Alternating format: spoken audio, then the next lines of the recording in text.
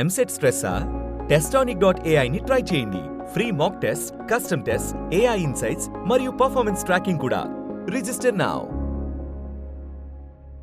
Save the tigers మీకు మంచి image కూడా యాడ్ చేసింది ఒక కమెడియన్గా కానీ, లేదంటే అందులో మెయిన్ థింగ్ ఏంటంటే ఆల్మోస్ట్ ఒక 10th ఇంటర్ చదివే పాపకి ఒక ఫాదర్ రోల్ ప్లే చేయడం అనేది నాకు తెలిసి మీ అంటే ఆ ఏజ్ గ్రూప్ ఉన్న కమెడియన్స్లో మీరే అనుకుంటా యాక్టర్స్లో ఎవరు చేయలేదు అలాగా.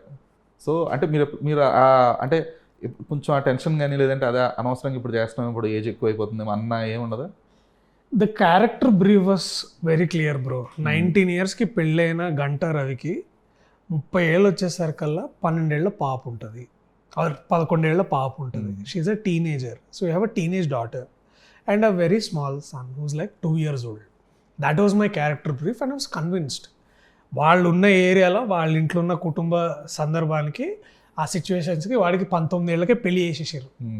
అది కథ. So I'm convinced. నాకు 30 ఏళ్ళు, ఐఎమ్ కన్విన్స్డ్ లైక్ దాట్ అంతే. So it's like big deal.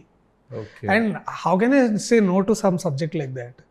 Save the tigers is iconic comedies అయ్యే స్టేజ్లో ఉంది అది. So and great writing. అట్లాంటి రైటింగ్ మనం తెలుగులో చాలా అరుదుగా చూస్తుంటాం. మనం ఇంతకుముందు వచ్చాయంటే వచ్చి ఉండొచ్చేమో, కానీ వాటన్నిటిలో నాకు నచ్చింది నేను చేస్తున్నా, అది సేవ్ ద టైగర్స్.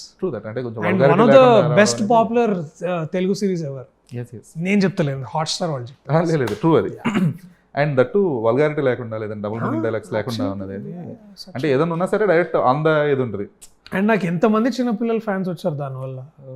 అది నేను ఎప్పుడు ఎక్స్పెక్ట్ చేయలేను. అది పెద్దోళ్ళ మ్యారీడ్ పీపుల్కి అనుకున్నా, అదందరూ పిల్లలు చూసిర్రు. అంకుల్ అంకుల్, అరే అంకుల్ కాదురా నేను. So it's like, okay.